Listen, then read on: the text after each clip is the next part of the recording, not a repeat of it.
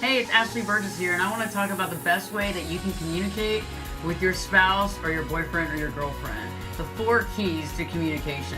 You know, the first one is listening. A lot of times we overlook the concept that we have to listen. And we'll listen to our friends pontificate about anything and everything. We'll sit at the bar with them for hours, listen to some sort of crazy schemes. But when it comes to our spouse or it comes to our boyfriend or girlfriend, we don't listen. We take it for granted. So we want to start listening to what they say so we can actually catch it, and know what's going on and better know them and better know ourselves. The second thing that we can do to better communicate is to honestly express ourselves. A lot of times we don't express ourselves. We don't say exactly how we feel. In turn, we hold it all inside and we think that somebody's going to either read our mind and they're going to do exactly what we want them to do, or sometimes they do the exact opposite and it upsets us. And the reason for that is because we haven't expressed the way that we feel. They don't know our honest, authentic self. They don't know what really matters to us, and that's what's so important.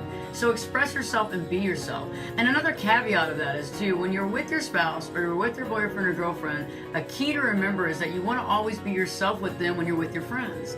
A lot of us have a tendency of being somebody completely different when we're with our spouse or we're with our friends, and our friends go, "What happened to them?" So remembering to be yourself, there's the reason why they met you and they stuck with you is because they love you for who you are. And it's awesome. So just stick out there and be yourself, be cool, be fun, have a good time. Don't try to be like reserved just because your spouse is there, and let it all flow. The third thing is that we want to be proactive. We don't want to be reactive. That's a big deal.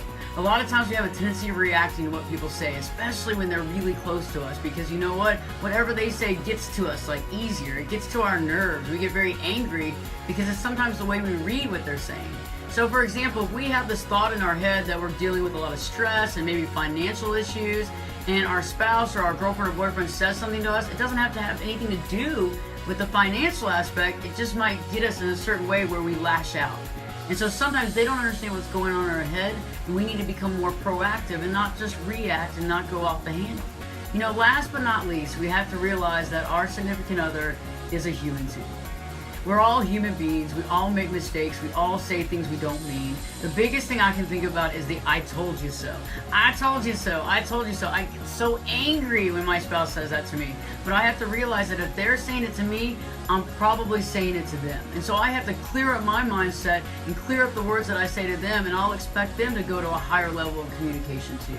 So these are the 4 keys of communicating better with your spouse, with your girlfriend or boyfriend, and you can follow these 4 concepts. Guess what? Life's going to be a lot easier.